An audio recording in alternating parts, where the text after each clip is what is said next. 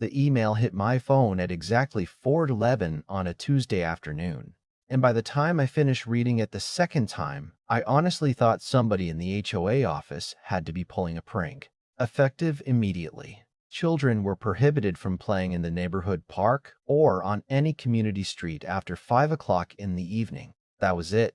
One short paragraph managed to suck every bit of joy out of the place we'd all chosen to call home. My name's Ethan Carter, and back then, my wife Megan, our 9-year-old daughter Sophie, and I lived on Cedar Ridge Lane, a quiet little subdivision outside Franklin, Tennessee. There were 68 houses wrapped around a green park with a swing set that squeaked louder than it probably should have, a tiny basketball court with faded white lines, and a massive maple tree that had been standing there decades before the first foundation was poured.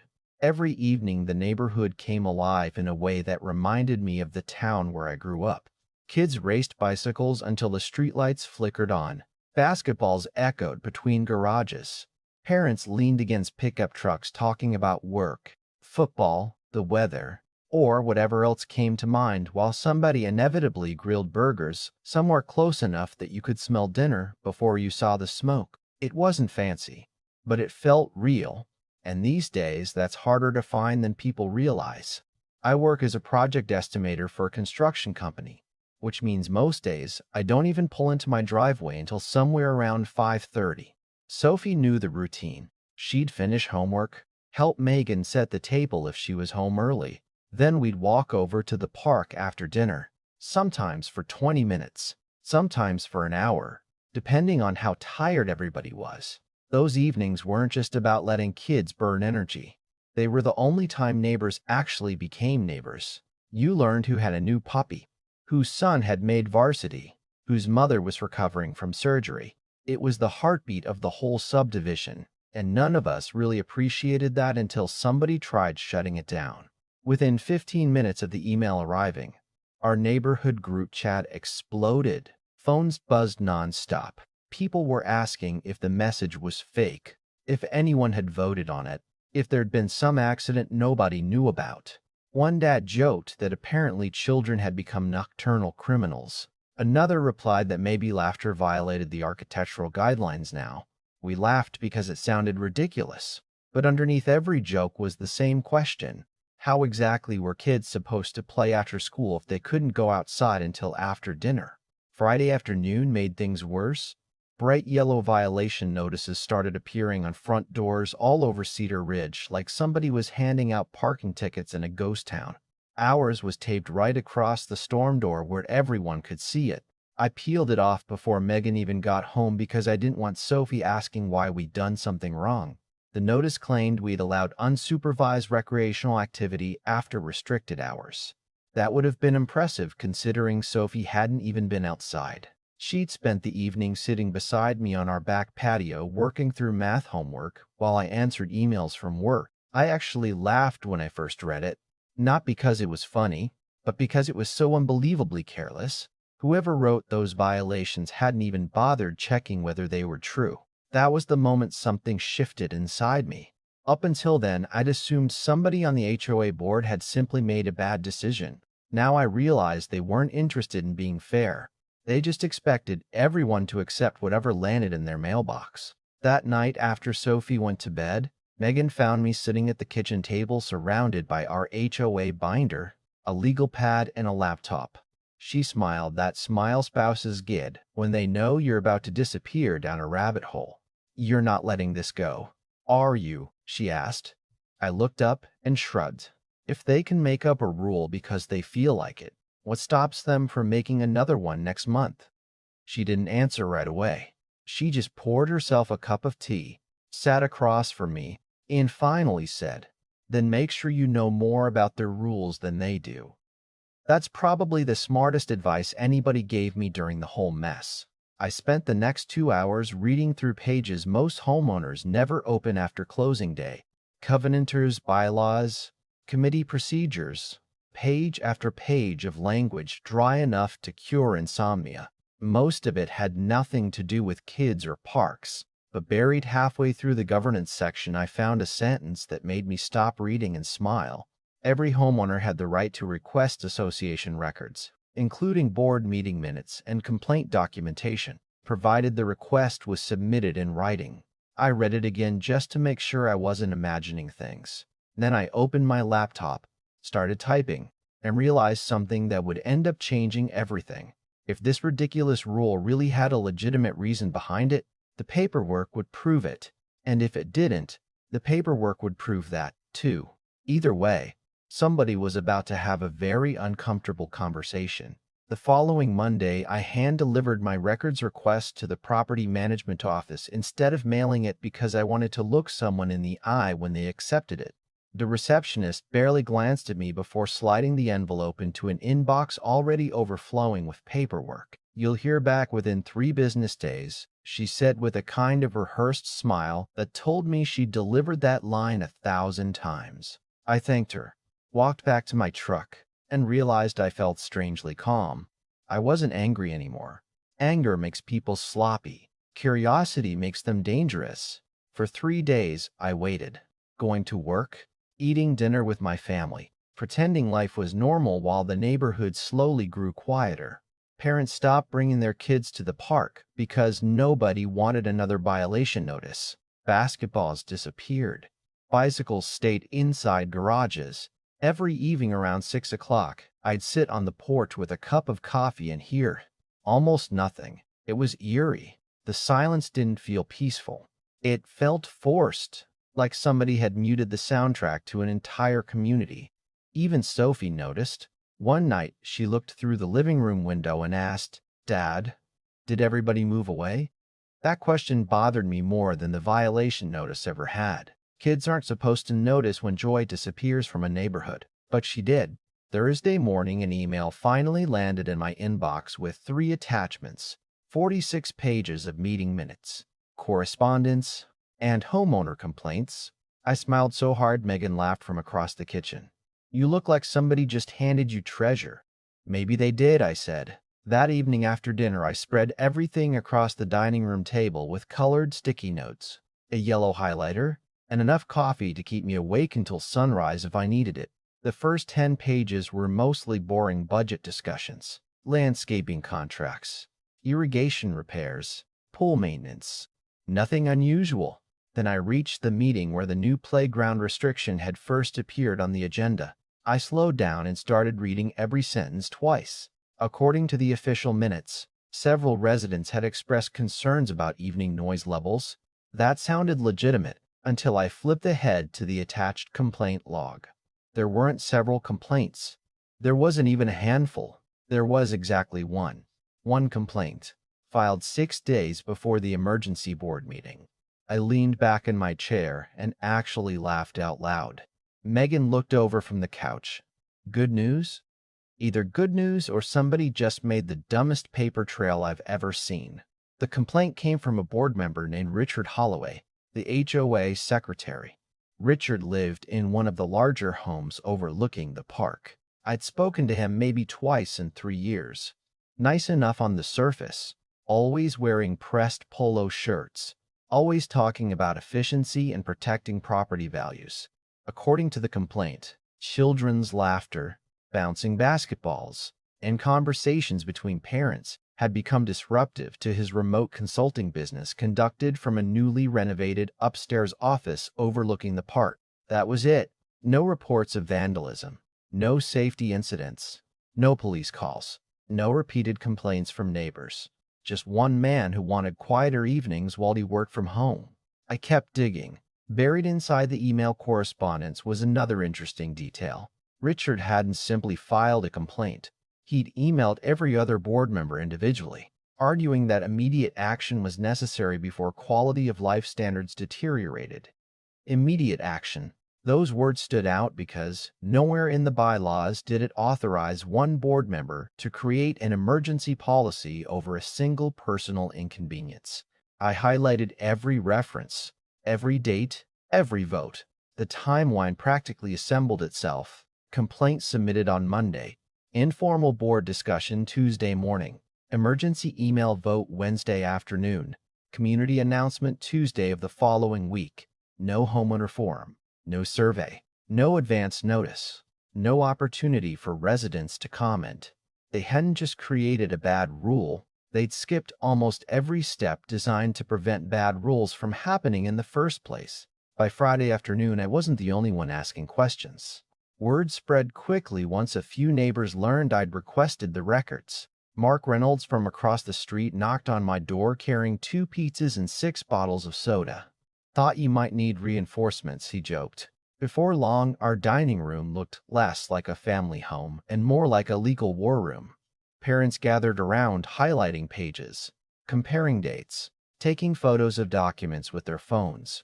Every few minutes, somebody would discover another inconsistency. "Wait, look at this. That doesn't match the minutes. Why is this vote missing from the agenda?" The frustration that had filled our group chat earlier in the week slowly transformed into something much stronger: confidence. We weren't arguing with opinions anymore. We had documents. Facts don't yell. They don't exaggerate.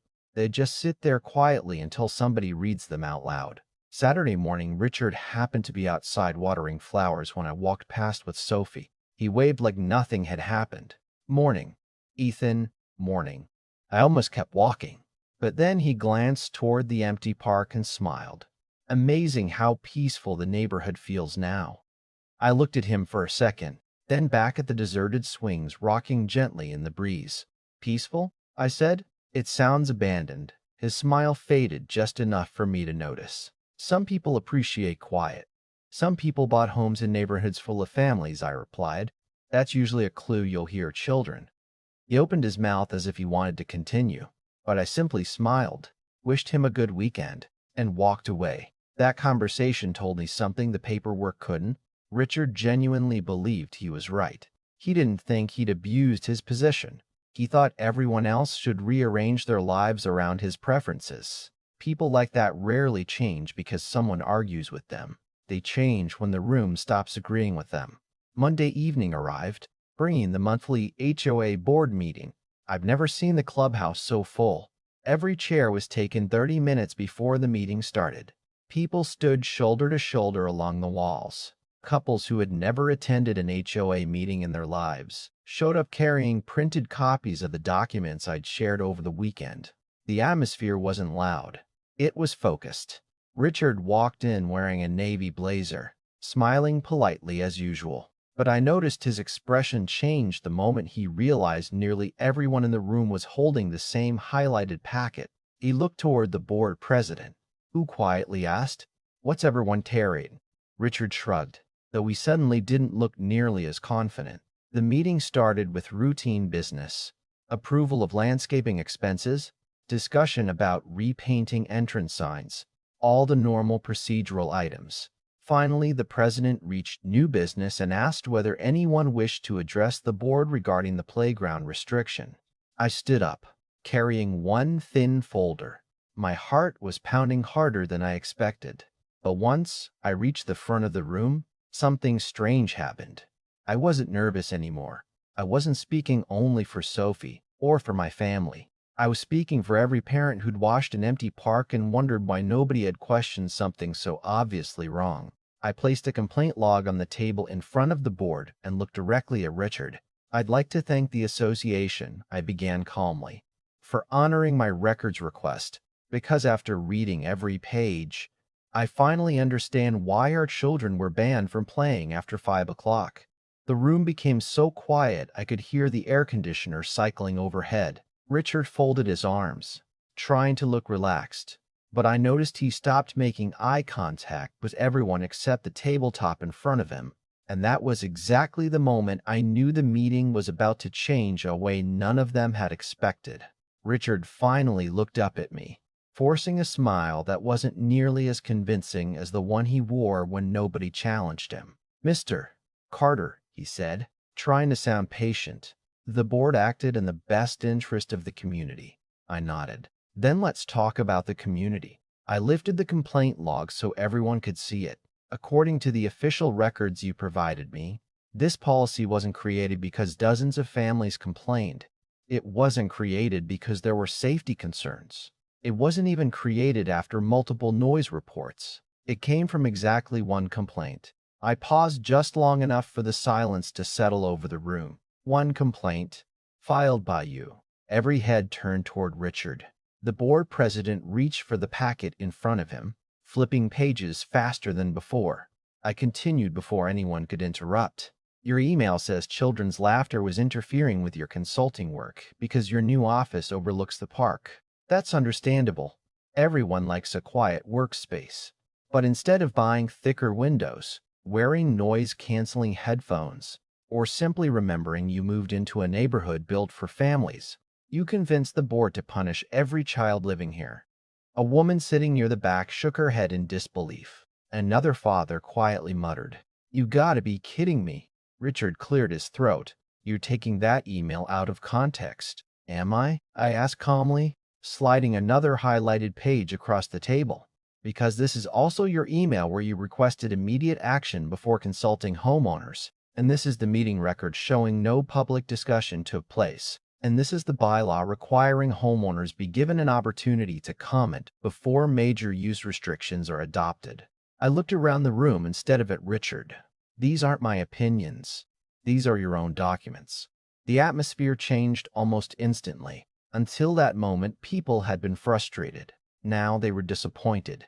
That's a much heavier emotion. One elderly resident stood up and said, "I've lived here 12 years, and nobody ever asked what the rest of us thought." Another mother added, "My husband doesn't even get home until 6. You basically told our kids they're not welcome outside." Applause broke out, not loud at first, but steady enough that nobody on the board could ignore it. Richard tried speaking again, but his words disappeared beneath the growing voices of neighbors who finally felt like somebody had said what they'd all been thinking. The board president raised both hands, asking everyone to settle down. When the room finally quieted, he looked directly at the other board members. "I think we need to discuss this." They stepped into a short executive session while the rest of us waited. Nobody left. Nobody even checked their phones. 10 minutes felt like an hour.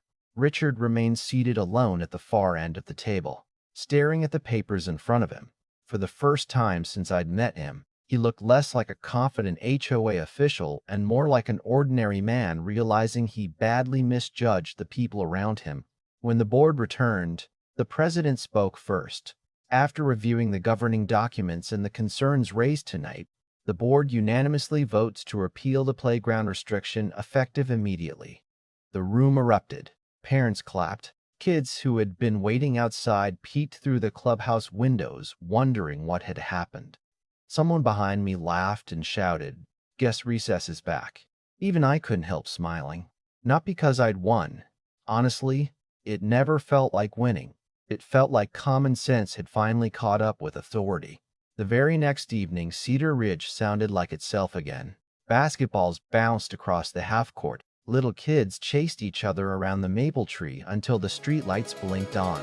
Parents sat on benches, swapping stories from work while dogs pulled on their leashes, desperate to join the excitement. Sophie ran past me with 2 friends, laughing so hard she could barely catch her breath.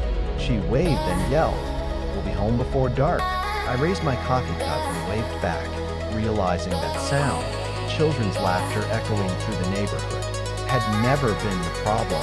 It was proof that people still felt safe enough to build a life there. As for Richard, he quietly resigned from the board a couple of months later. We still nodded to each other whenever we crossed paths, but neither of us ever mentioned that meeting again. Maybe he learned something. Maybe he didn't. I honestly don't know. What I do know is this: rules aren't automatically right just because they're written on official letterhead, and sometimes the most powerful thing an ordinary homeowner can do isn't yell, threaten, or start a neighborhood war. Sometimes all it takes is reading the paperwork everyone else assumes nobody will ever open. Now, I'm curious what you think. Was Richard simply trying to protect his peace and made an honest mistake? Or did he knowingly abuse his position because he thought nobody would question him? If you had been sitting in that meeting, would you have voted to remove the rule immediately? Or would you have handled the situation differently? Let me know down in the comments because stories like this always spark great conversations. And if you ever dealt with an HOA, a difficult neighborhood dispute, or someone who thought power meant making rules for everyone else, I'd love to hear your experience. Don't forget to like the video, subscribe for more real neighborhood stories, and I'll see you in the next one.